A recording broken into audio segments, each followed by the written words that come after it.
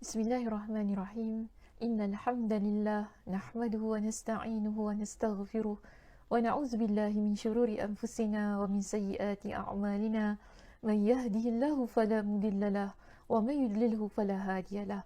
Wa asyhadu an la ilaha illallah wahdahu la syarikalah wa asyhadu anna Muhammadan 'abduhu wa rasuluh. Amma ba'd. Rabbi shrah li sadri wa yassir li amri wahlul 'uqdatam min lisani yafqahu qawli. Rabbi zidni ilma warzuqni fahma. Allahumma inna nas'aluka ilman nafi'a wa rizqan tayyiba wa amalan mutaqabbala.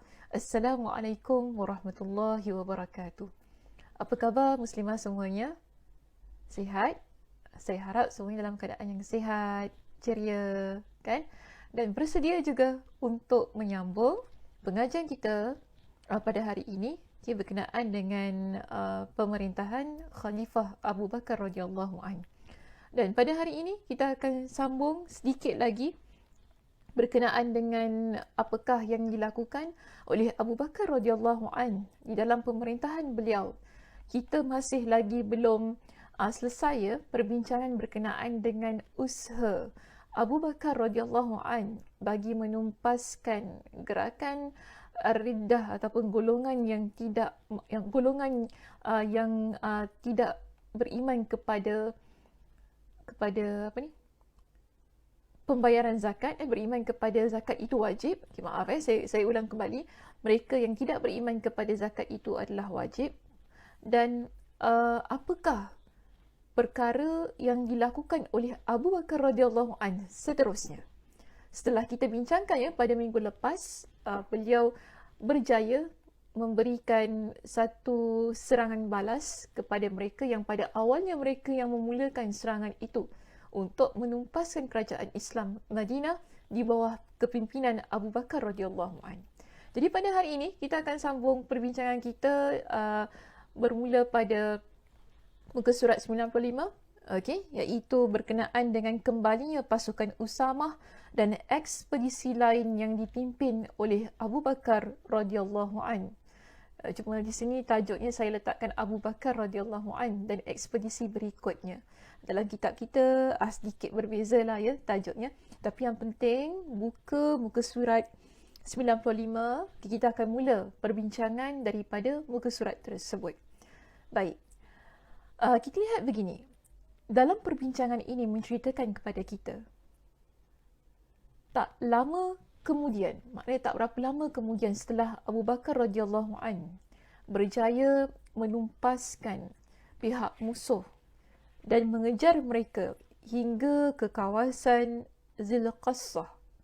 Kan kita dah bincangkan hal itu pada minggu lepas.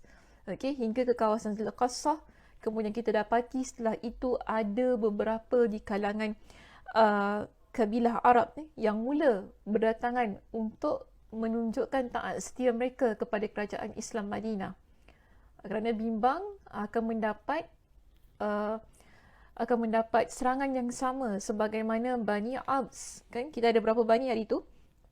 Bani Abs, Bani Murrah, Zubyan dan juga Bani Kinanah. Jadi tak lama selepas kejayaan Abu Bakar radhiyallahu an bersama dengan tenteranya menumpaskan mereka, pasukan Usamah bin Zaid kembali ke Madinah. Jadi pada masa itu bila Abu Bakar melihat tentera Usamah ibn Zaid kembali ke Madinah, masa ini dia pulang dengan kemenangan juga. Tentera Usamah bin Zaid pulang ke Madinah bersama dengan kemenangan yang berlipat ganda juga. Kemudian kita dapati Abu Bakar langsung mengangkatnya untuk menggantikannya sebagai amir. Sebagai pemerintahan sementara di kota Madinah dan menyuruh mereka beristirahat. Maksudnya ketika pasukan Usamah pulang ke Madinah, pada masa itu Abu Bakar radhiyallahu an memiliki satu rencana yang lain. Jadi dia nak keluar daripada Madinah untuk membuat ekspedisi yang lain. Maka bila dia lihat Usamah ibn Zaid sudah pulang bersama dengan tenteranya, maka di sini dia pun melantik Usamah sebagai ketua di Madinah. Amir itu maksudnya ketua muslimah, sebagai amir, sebagai ketua sementara di kota Madinah, dan menyuruh tentera yang ikut pasukan Usama supaya berehat. Dan pada masa itu, setelah itu kita lihat di sini perbincangannya, setelah itu Abu Bakar keluar membawa pasukan yang sebelumnya turut bertempur bersamanya menuju Zil-Qassah. Okey, jadi pada masa itu jangan lupa kumpulan ataupun pasukan yang telah bersama-sama dengan Abu Bakar radhiyallahu an. Maknanya kumpulan ini ataupun pasukan ini berbeza dengan pasukan Usama. Pasukan Usama adalah sebuah pasukan besar yang lain. Pasukan Abu Bakar radhiyallahu an merupakan sebuah pasukan yang berbeza. Jadi, setelah pasukan Usama pulang, Abu Bakar suruh mereka berehat dan Madinah diserahkan sementara kepada Usamah ibn Zaid, sementara beliau keluar sekali lagi daripada kota Madinah bersama dengan pasukan tentera yang sama dalam ekspedisi yang telah beliau laksanakan yang dah kita bincangkan pada sesi kita yang minggu lepas. Okey, kalau lupa sila buka kembali videonya ataupun baca kembali apa yang dah kita bincangkan pada minggu lepas. Jadi Abu Bakar radhiyallahu an beliau keluar, beliau keluar bersama dengan tenteranya yang sama menuju ke Zul-Qassah. Sebagaimana yang saya sebutkan di sini. Waktu itu ada yang memberi usulan ataupun ada yang memberikan cadangan kepada Abu Bakar radhiyallahu an supaya apa? Supaya kembali ke Madinah dengan menyuruh seseorang menggantikan posisinya. Maknanya mereka kata kepada Abu Bakar, tak apalah, Abu Bakar balik pulang ke Madinah, kita lantik orang lain sebagai ketua tentera, ketua pasukan tentera tu kan, dan minta supaya Abu Bakar pulang ke Madinah. Jadi pasukan yang nak berangkat ke Zul-Qassah itu biar dilantik orang lain agar menggantikan posisi Abu Bakar. Seterusnya mereka meneruskan perjalanan ke Zul-Qassah. Tetapi Abu Bakar berkata begini. Apa kata Abu Bakar? Tidak. Demi Allah, aku tidak akan kembali. Aku akan ikut serta dengan kalian dengan diriku langsung. Maknanya di sini Muslimah, Abu Bakar kata apa? Tak. Kita akan teruskan perjalanan ini, iaitu ekspedisi ini, bersama dengan aku sekali. Bersama-sama dengan aku sekali untuk kita menumpaskan pihak musuh. Sebab mungkin mereka di sini bimbang. Sebab Abu Bakar kan, dia pemimpin negara. Jadi bimbang kalau ada apa-apa yang berlaku kepada dia. Lagipun baru juga mereka ni pulang daripada ekspedisi yang pertama tu tadi. Kan yang dah kita bincangkan pada minggu lepas. Sekarang bila Usamah balik terus nak keluar lagi menuju ke Zul-Qassah untuk meneruskan peperangan yang berikutnya. Bimbang ketua tak cukup dari sudut rehatnya. Jadi diminta supaya dapat digantikan dengan ketua yang lain. Jadi pemimpin negara iaitu Abu Bakar radhiyallahu an boleh berehat untuk menguruskan hal ehwal negara. Namun di sini Abu Bakar tidak mahu. Dia kata dia nak ikut bersama dengan tenteranya untuk meneruskan ekspedisi ini. Baik, setelah itu beliau segera keluar membawa pasukannya ke Zuhussan dan Zul-Qassah. Sementara An-Nu'man, Abdullah dan Suwaid bin Muqarrin tetap dalam formasi semula hingga mereka sampai di kediaman penduduk Rabazah di Al-Abraq. Ingat tak siapa? An-Nu'man, Abdullah dan Suwaid bin Muqarrin. Kalau pada minggu lepas saya ada letakkan gambarannya. Yang mana dalam tentera Islam, Abu Bakar radhiyallahu an letakkan 3 adik-beradik. Kan? Ingat tak lagi gambarannya? 3 adik-beradik yang mana An-Nu'man berada di kanan, mengetuai sayap kanan pasukan. Kemudian, Abdullah berada di sayap kiri pasukan. Sementara di bahagian tengah pasukan dipimpin oleh Suwaid. Dan di dalam ekspedisi ini, kedudukan mereka masih lagi sama. Kedudukan mereka masih lagi sama, tidak diubah oleh Abu Bakar radhiyallahu an. Sebab itu dikatakan di sini posisi mereka iaitu sementara An-Nu'man, Abdullah dan Suwaid bin Muqarrin tetap dalam formasi semula. Maknanya sama. kedudukannya hingga mereka sampai di kediaman penduduk Rabazah di Al-Abraq.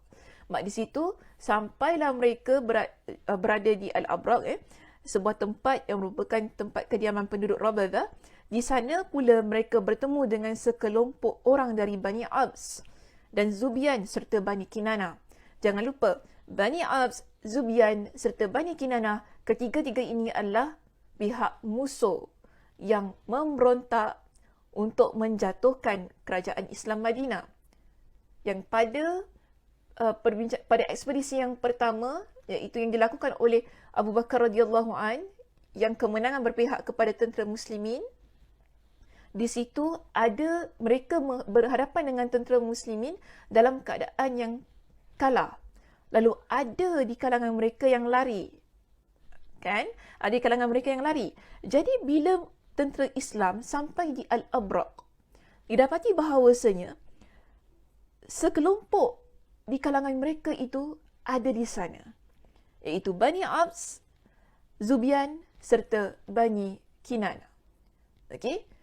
Dan berlakulah pertempuran bersama dengan mereka di Al-Abraq ketika kedua-dua pasukan itu bertembung sekali lagi.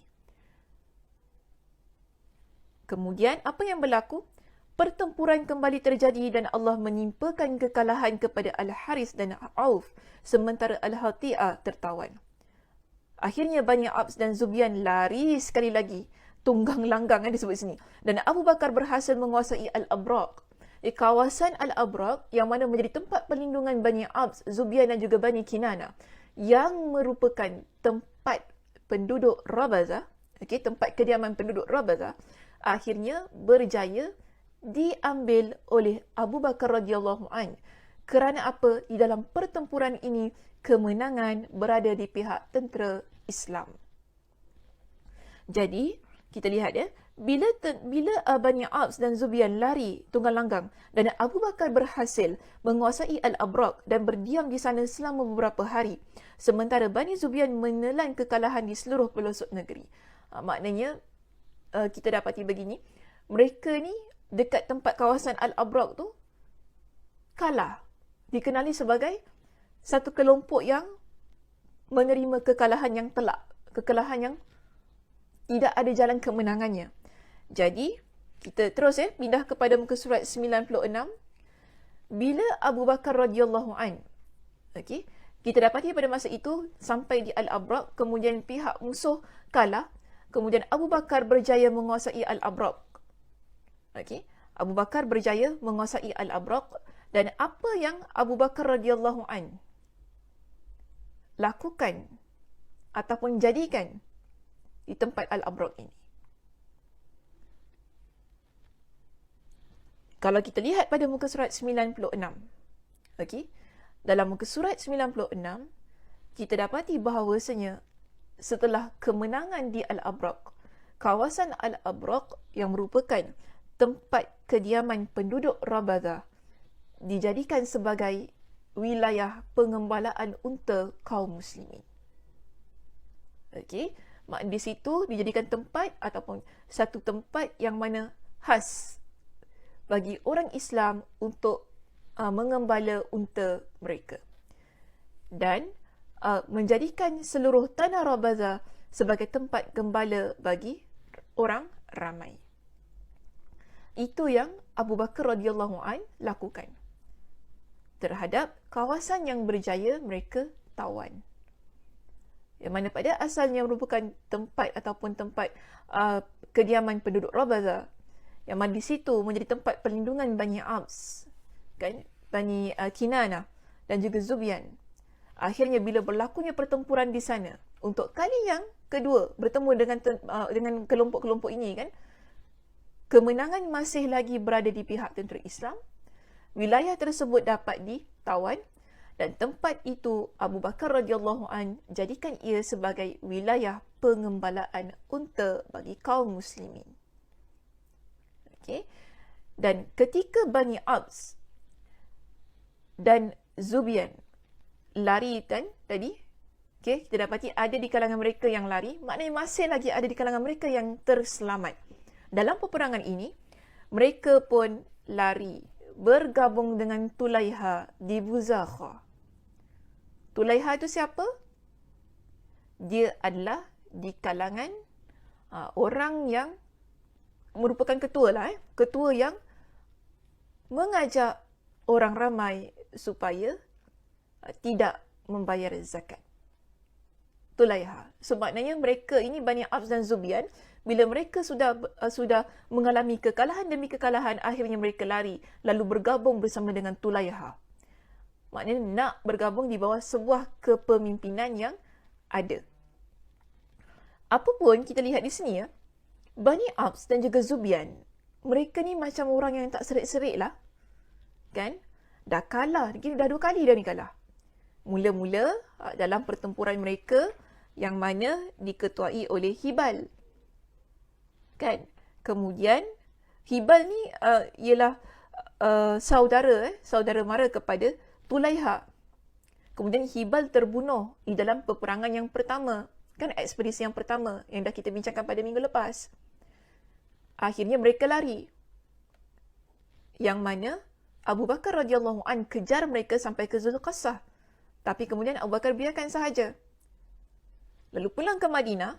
Setelah pulang ke Madinah, kemudian tentera pasukan Usamah pulang, Abu Bakar sekali lagi keluar daripada Madinah menuju ke Zulqassah.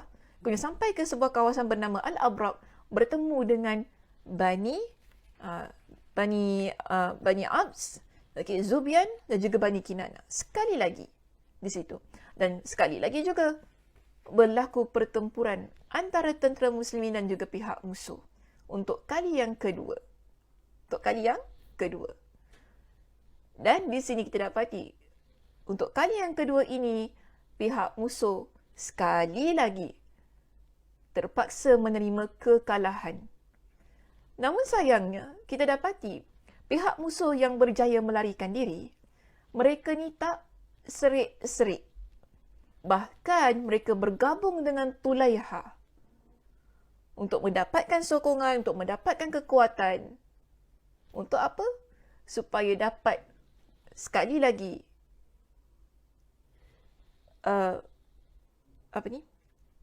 supaya dapat sekali lagi berhadapan dengan tentera muslimin yang dipimpin oleh Abu Bakar radhiyallahu an. Itu nanti kita akan bincangkanlah pada sesi yang akan datang. Okey, baik. Dan setelah itu kita lihat ya di sini, Abu Bakar beliau melantik 11 pemimpin pasukan. Kalau kita lihat pada subtopik yang berikutnya ya, di bawah itu, Abu Bakar beliau berangkat ke Zulqassah sebenarnya ialah untuk melantik 11 pasukan, pemimpin pasukan. Yang mana pada awalnya kita lihat begini. Abu Bakar dia pergi ke Zulqassah, dan kalau kita lihat ya, kita baca sedikit teks yang di bawah itu, yang berjarak satu marhala dari kota Madinah. Sementara Ali ibn Abu Talib radhiyallahu an menarik kendali kekang unta Abu Bakar As-Siddiq. Pada masa itu Ali pun tahan unta Abu Bakar. Dan para sahabat termasuk Ali dan lainnya berusaha memujuk Abu Bakar untuk kembali ke Madinah agar tempatnya memimpin pasukan diganti oleh para panglima Islam yang gagah berani. Dan pada kali ini, ya Muslimah, kita lihat di sini Abu Bakar bersetuju untuk melantik pemimpin-pemimpin yang lain bagi menggantikan tempat beliau. Kerana apa? Tempat yang nak dituju itu banyak. Pihak musuh yang ingin ditumpaskan juga ramai. Jadi kita memerlukan beberapa orang pemimpin untuk menjayakan ekspedisi demi ekspedisi bagi menumpaskan pihak musuh. Jadi di sini kita lihat ya, Abu Bakar radhiyallahu an bersetuju untuk melantik beberapa orang panglima Islam atau panglima tentera yang gagah berani bagi membantu Abu Bakar menumpaskan pihak musuh. Dan kita ada 11 orang yang dilantik oleh Abu Bakar radhiyallahu an dengan kita panggil dengan matlamat masing-masing. Maknanya Abu Bakar dah siapkan apa, bukan apalah, siapa yang perlu mereka serang dan ke mana arah tuju pemimpin tentera ini. Ke-11 pemimpin tentera ini. Baik, pertama kita lihat di sini senarainya ada. Boleh lihat di buku ya, Muslimah, senarai pemimpin yang dilantik oleh Abu Bakar radhiyallahu an. Pertama ialah Khalid bin Al-Walid. Beliau tugaskan menumpas Tulaiha bin Khuwailid. Kan? Dan apabila telah selesai, dia selanjutnya bertugas menumpaskan Malik bin Nuwairah di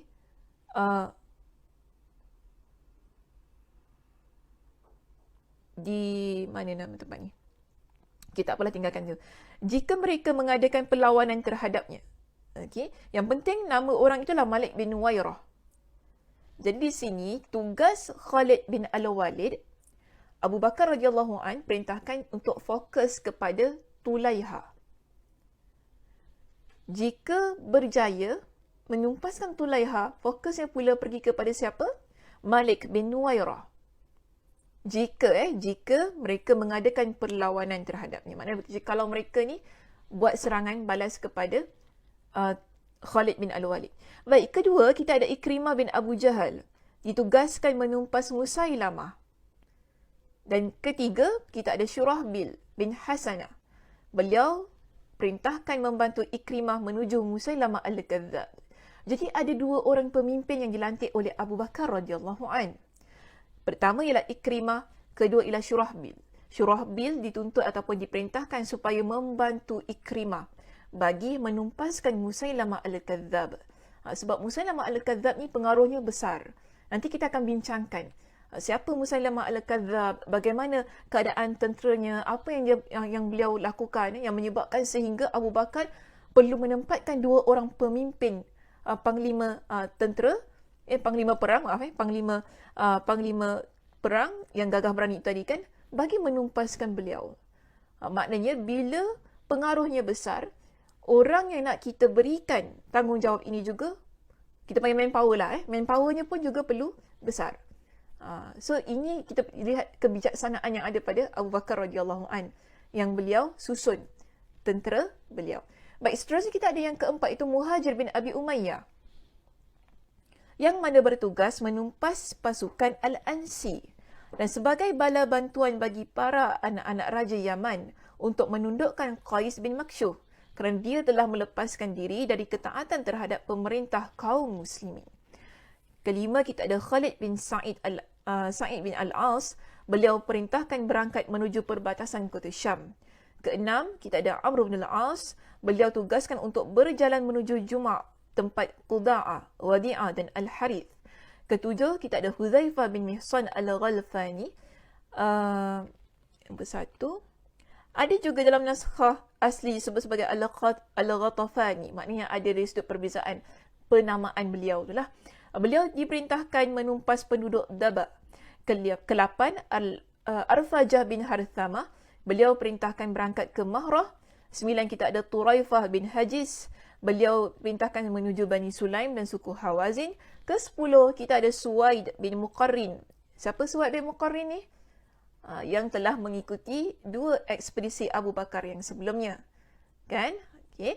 Beliau perintahkan menuju Tihamah Al-Yaman. Dan kita ada yang terakhir di sini ialah Al-Ala bin Al-Hadrami. Beliau dikirim menuju Bahrain. Jadi 11 orang pemimpin, atau kita panggil sebagai 11 orang panglima perang, telah dilantik oleh Abu Bakar bagi membantu beliau merealisasikan sebuah ekspedisi untuk menumpaskan pihak musuh, yang mana merupakan golongan yang ingkar terhadap keimanan membayar zakat, dan juga mereka yang dipanggil sebagai golongan yang murtad, iaitu ada di kalangan mereka yang mengaku sebagai nabi palsu sebagaimana Musailamah al-Kadzdzab contohnya, kan, yang mengaku diri sebagai nabi, dan ada pula orang yang ikut Musailamah al-Kadzdzab. Yang ikut pula bukan 1-2, ya Muslimah, ramai pula tu yang ikut. Jadi perlukan tentera, pasukan yang khas untuk menumpaskan mereka semua ini. Baik, apa pengajaran? Ringkas ya perbincangan kita, sebab saya tak nak bawa panjang-panjang lah. saya nak bawa perbincangan yang berikutnya pada minggu akan datang. Yang penting di sini, Muslimah, apakah pengajaran yang boleh kita ambil daripada perbincangan kita pada hari ini? Kan? Pertama, ya, kita lihat di sini. Pertama, semangat juang yang tinggi membantu insan di sekitar kita turut bersemangat dalam kehidupan. Yang boleh kita pelajari daripada perbincangan kita pada hari ini, pertama, ialah semangat juang yang tinggi membantu insan di sekitar kita turut bersemangat dalam kehidupan. Semangat juang yang tinggi ini kita ambil daripada siapa, Muslimah? Semangat juang yang tinggi ini kita pelajari daripada Abu Bakar radhiyallahu an. Ketika ada usulan, ada cadangan yang meminta supaya beliau pulang ke Madinah dan tempatnya digantikan oleh orang lain. Tetapi kita dapati, Masya Allah tabarakallah, Abu Bakar radhiyallahu an ingin meneruskan ekspedisi itu bersama dengan beliau turut serta di dalam peperangan tersebut. Ini merupakan semangat yang tinggi yang ada pada diri seorang pemimpin. Yang mana bagi saya, jika seorang pemimpin dia memiliki semangat yang begitu tinggi, kan? Orang yang ada di sekitarnya, terutamanya mereka yang berada di bawahnya, di bawah pemerintahannya, akan turut bersemangat untuk meneruskan ekspedisi itu. Begitu juga Muslimah dalam kehidupan kita ini. Saya nak kata begini, setiap daripada diri kita adalah seorang pemimpin. Sebab itu ada hadis Nabi SAW yang Nabi kata apa? Kullukum ra'in wa kullukum mas'ulun an ra'iyatih. Setiap daripada kalian adalah pemimpin. Dan setiap pemimpin bertanggungjawab di atas orang yang dipimpinnya ataupun yang orang-orang yang berada di bawah kepemimpinannya. Kan? Maka di sini kita ni, walaupun kita kata, oh kita ni mak je Ustazah, kita ni ibu je, takkanlah kita pemimpin. Kita tetap pemimpin Muslimah. Walaupun kita hanyalah sebagai seorang ibu contohnya. Kita pemimpin dalam rumah tangga kita. Di samping orang selalu katakan, ibu ni adalah pendidik. Tetapi jangan lupa, kita juga adalah pemimpin. Ialah ketua keluarga kita adalah suami. Kita adalah pembantu kepada ketua keluarga kita. Bila suami kita tidak ada di rumah, tanggungjawab kepimpinan itu beralih kepada kita. Betul tak? Jadi, di sinilah berlakunya ataupun di sinilah bagaimana aplikasinya tentang semangat itu tadi. Kita sebagai seorang ibu ataupun rakan sekerja yang mungkin dalam keadaan kita bekerja, kita ada tim, kita ada kerja berkumpulan. Kita adalah pemimpin. Kita adalah ketua dalam kerja berkumpulan itu.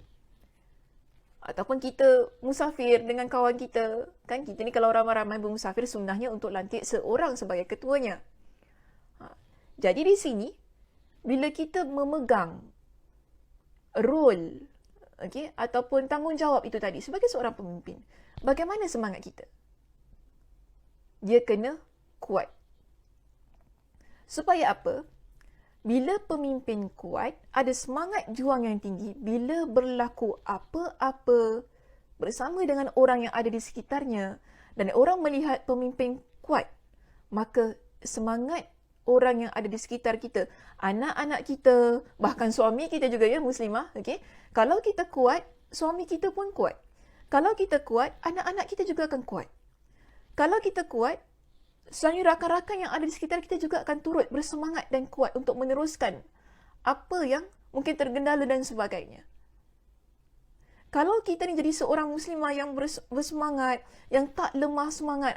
Lemah semangat ni bukan sebab nampak hantu ya, muslimah bukan gitu. Tapi kita ni dalam keadaan kehidupan kita ni, sentiasa positif, sentiasa kuat, tak lembik kan, tak lemah. Alah, lembik gitu kan.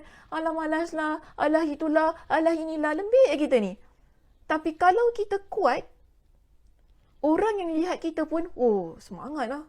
Macam Ustazah, kalau Ustazah mengajar lembik-lembik, muslimah kita gini, malah baring gini, muslimah, kita ni kena ambil semangat juang yang tinggi macam ni kan. Kita lembik gini kan, mengajar menyandar gini, duk kan. Orang yang tengok kita pun, ya Allah, Ustazah tu lembiknya. Orang dengar pun lembik. Gini, ya Allah, Ustazah.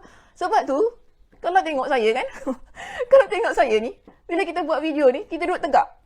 Walaupun badan kita sakit. Walaupun badan kita sakit. Kita duduk tegak. Kita cakap ni, semangat ni.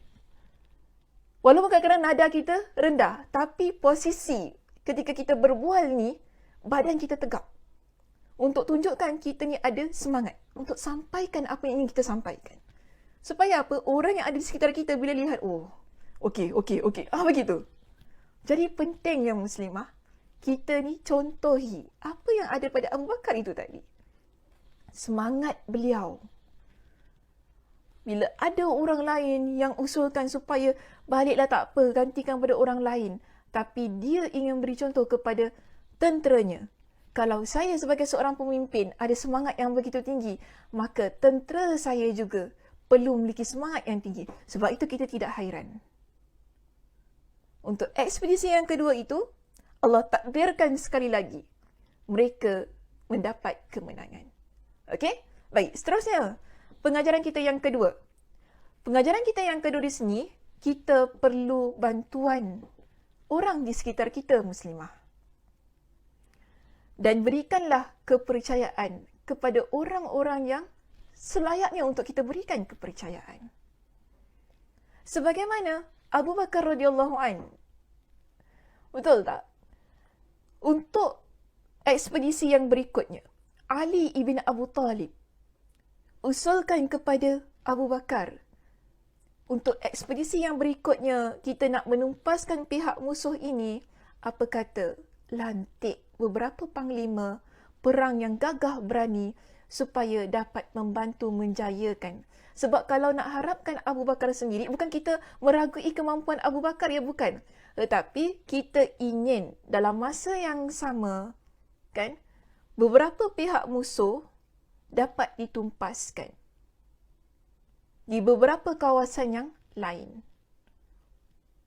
Tak perlu kita nak tunggu, okey, lepas Musailamah tu Laiha, lepas tu Laiha kita pergi pula dekat kota Syam, lepas tu kita pergi pula serang penduduk di mana ni? Di Bani Sulaim ataupun Hawazin yang memberontak itu.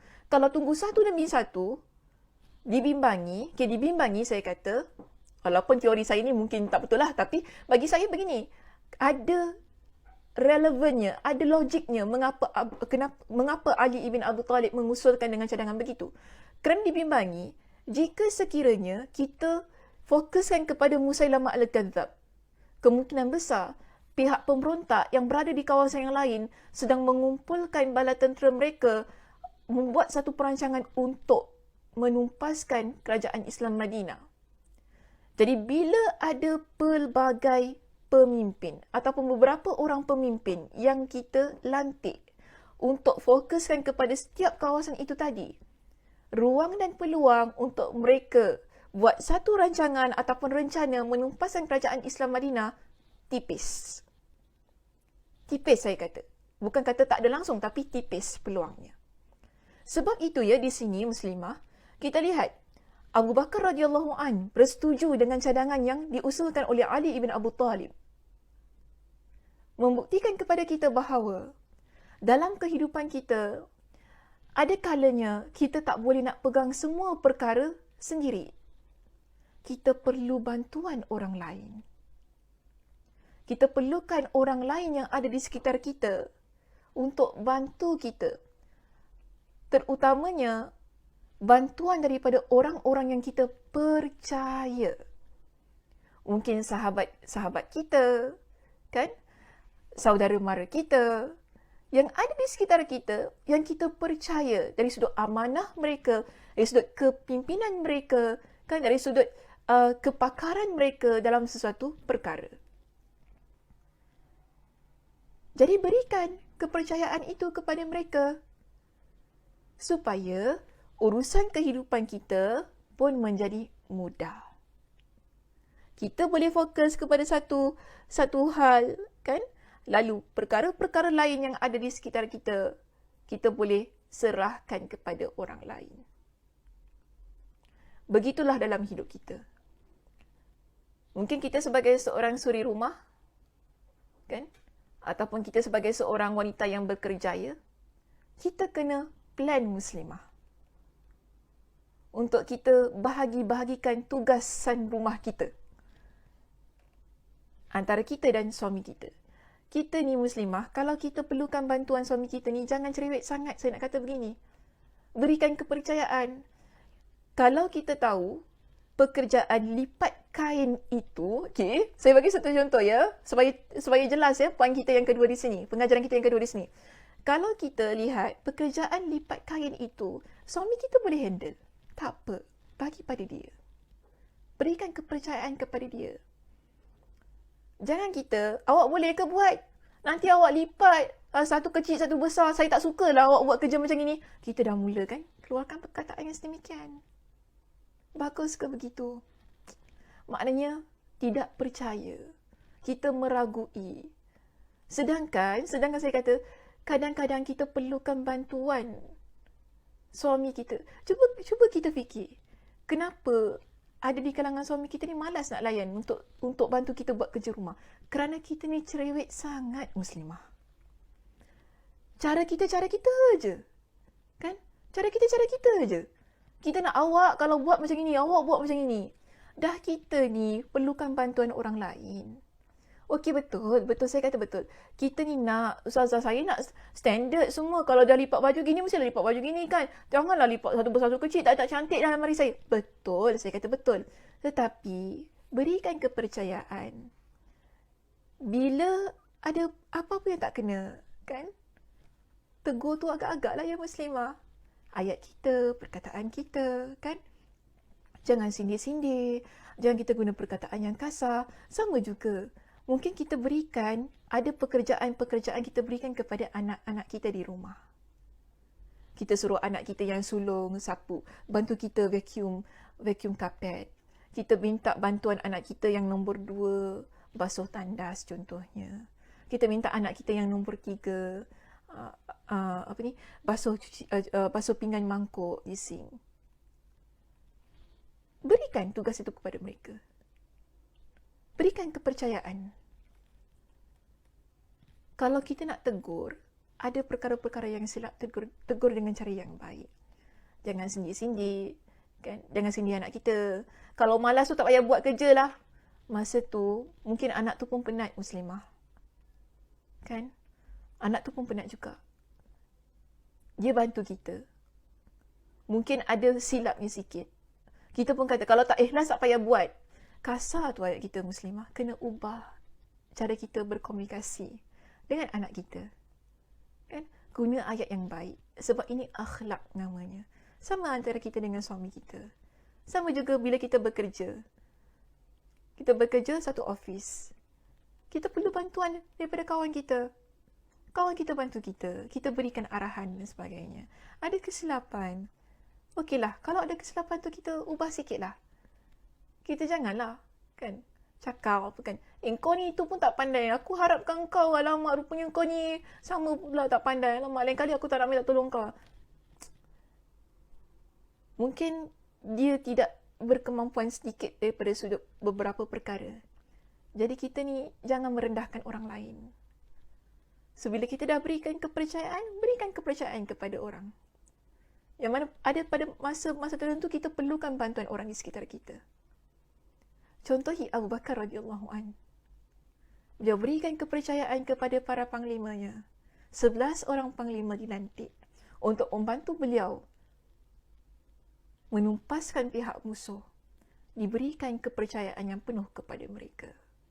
Dan nanti kita akan bincangkan bagaimana setiap satu ataupun setiap seorang panglima ini, mereka melaksanakan tugas mereka. Dan kita akan belajar bagaimana sesuatu yang dimulai dengan kepercayaan, akhirnya ianya menjadi kejayaan. Okey, Muslimah, itu sahaja perbincangan kita pada hari ini. Mudah-mudahan ia dapat memberikan manfaat bagi diri kita dan kehidupan kita, kan? Dunia dan akhirat. Saya tutup perbincangan kita pada hari ini dengan tasbih kafarah. Subhanakallahumma wa bihamdika asyhadu an la ilaha illa anta astaghfiruka wa atubu ilaik. Assalamualaikum warahmatullahi wabarakatuh.